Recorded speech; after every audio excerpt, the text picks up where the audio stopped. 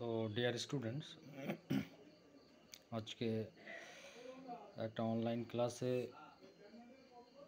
আমি এলাম।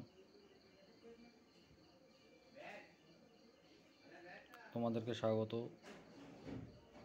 আরাধ্যা online English কোচিংয়ে। তো আজকে প্রথম দিন যে ক্লাসটা শুরু করব, ক্লাস 1, সেটা হচ্ছে টেন্স দিয়ে। ঠিক আছে, তো একে একে সমস্ত বিষয়গুলো আলোচনা করব।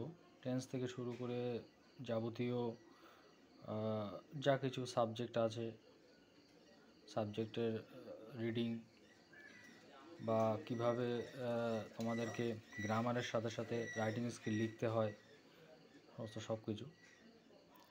তো টেন্স দিয়ে শুরু করছি ক্লাস 1-এ। সেটা হচ্ছে যে টেন্সকে আমরা মূলত 3 ভাগে ভাগ করি। সেটা হচ্ছে প্রেজেন্ট টেন্স, পাস্ট টেন্স এবং ফিউচার টেন্স। এই 3টি টেন্সেরই আবার 4টি করে ভাগ আছে: present indefinite, present continuous, present perfect এবং প্রেজেন্ট পারফেক্ট কন্টিনিউয়াস। এই 4টি।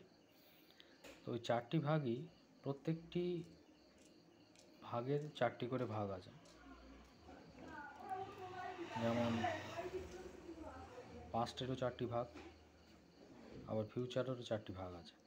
তো একে একে টেন্সগুলোকে শিখতে গেলে সব ভাগগুলোই আমাদের আলোচনা করতে হবে। তো প্রেজেন্ট ইনডিফিনাইট টেন্স দিয়ে আমরা শুরু করব। এটার যদি আমরা ডেফিনিশন বলি, তাহলে সেটা হচ্ছে বর্তমানকালে কোনো কাজ হয় বোঝালে সাধারণত এই টেন্স হয়। গঠন হচ্ছে সাবজেক্ট প্লাস V1 বা ভার্ব প্লাস হচ্ছে অবজেক্ট, অর্থাৎ SVO। কিন্তু এখানে একটা বিষয় বলে রাখি, যদি সাবজেক্ট বা কর্তা যদি থার্ড পারসন সিঙ্গুলার নাম্বার হয়, তবে ভার্বের সাথে S বা ES যোগ হবে। যেমন আমি এক্সাম্পল দুটো দিয়েছি।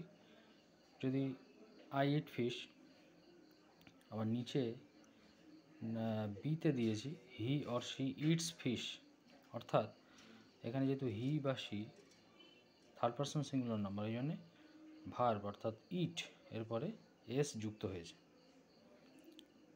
তো এইভাবে আস্তে আস্তে ক্লাসগুলোকে করবো এবং এক্সাম্পল আরও দেবো পরপর। ঠিক আছে, চেষ্টা করব যতটা। ধন্যবাদ সবাইকে।